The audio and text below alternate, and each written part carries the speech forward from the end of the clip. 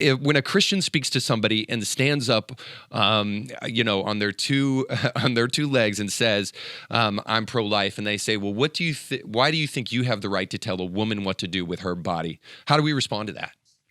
Yeah, they gosh, man. These like overly used phrases have just become they've just become like a they've just become like a linguistic liturgy of the left.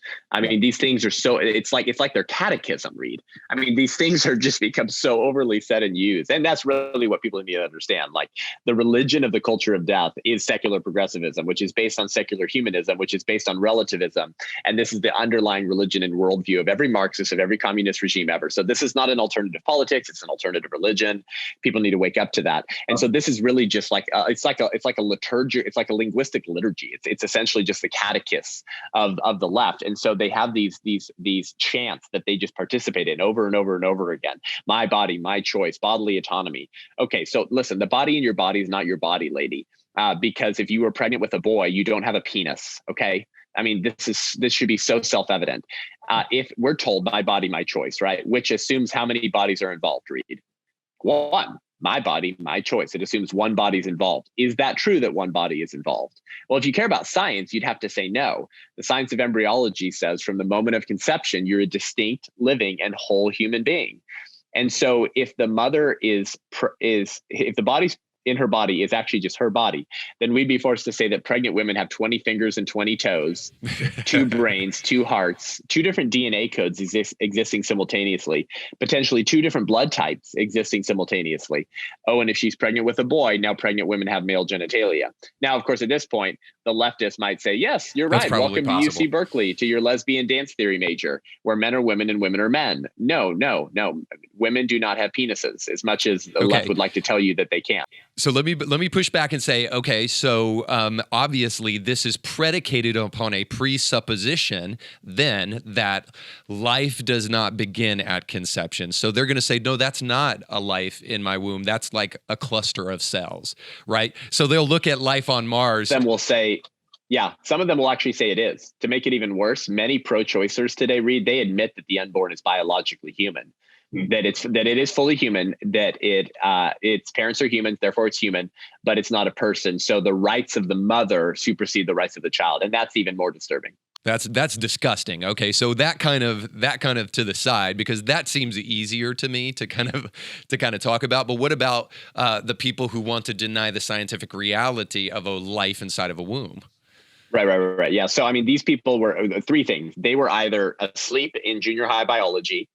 They were eating weed brownies and were too high to pay attention to what their teacher was saying in junior high biology. Or thirdly, and more likely, they've been indoctrinated with anti-science bigotry from our state schools that should have been teaching the reality of embryology. Embryology, study of the embryo. What's an embryo? A human being at a very early stage in their physical development. The science of embryology for decades, Reed, has known, taught, and communicated that human life begins at the moment of conception.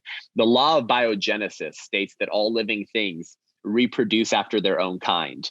So dogs can only beget dogs, cats can only beget cats, a male and a female can only beget another human being. This is undisputed scientific fact. And not because I say so, by the way, but because abortionists and pro-abortion activists and pro-abortion philosophers admit this. Peter Singer, for example, who, at Princeton University, who defends killing babies up to 1 year outside of the womb, because he doesn't believe they're persons. So the arguments that pro-choicers use to deny the personhood to the unborn, Peter Singer is honest enough, Reed, to admit that same litmus test for personhood would also deny infants the right to personhood. So he's actually intellectually honest enough to take his ideas to their horrific, heinous, logical conclusion. And so we understand that human beings begin at the moment of conception. So they're not partially human. It's not like they're becoming a human being, Reed. They are actually fully human. Yeah. And Peter Singer will admit that. He'll say that the science is clear that the unborn is fully human, but it doesn't matter. And so this is plain undisputed at this point. But you have many pro-choice woke leftists in the culture, particularly of the millennial and Gen Z generation, who will just say it's not a human being. But you're seeing that less and less because it's just so blatantly false. that now they're starting to admit that it's a human, but that it doesn't matter. You can kill them anyways. So the way you communicate that, the way you respond to that it's not really a human being is literally, I mean, you could just buy any embryology textbook and show them. If you want to put a link in your show notes, I can send it to you as well, Reed. If you Google, when does human life begin? And then you enter the word Princeton, Princeton University has this great PDF on their website. And it's a collection of citations and quotes from dozens of different embryologists, neonatologists, biologists, and embryology textbooks, all saying that human life begins at the moment of conception. Wow. And so to deny that really today is you just look really stupid.